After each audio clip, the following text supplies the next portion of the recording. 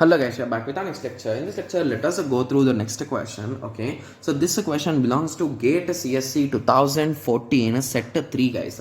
The given question is a prime attribute of a relational schema R is an attribute that appears. Okay, so let us recall this term prime attribute guys.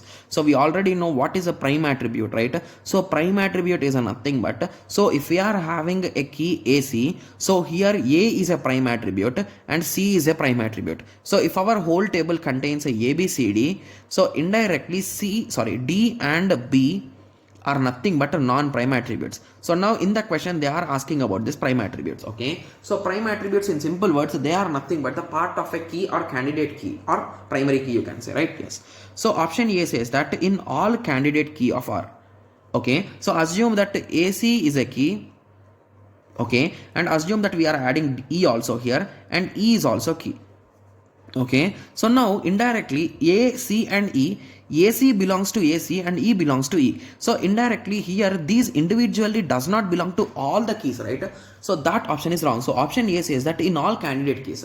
So at that time here prime attribute should be null, right? So there will be no prime attribute because nothing is common in between these two, right? Yes, and that option is absolutely wrong because if there is something common in it, so at that time why they will be candidate keys, right guys? Because candidate key is the minimum one, right? So if let us take assume in that way, so AE and EB.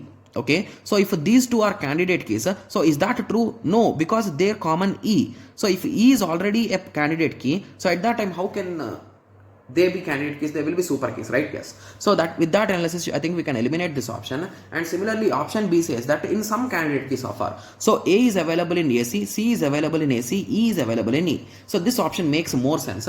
And option C says that in a foreign key.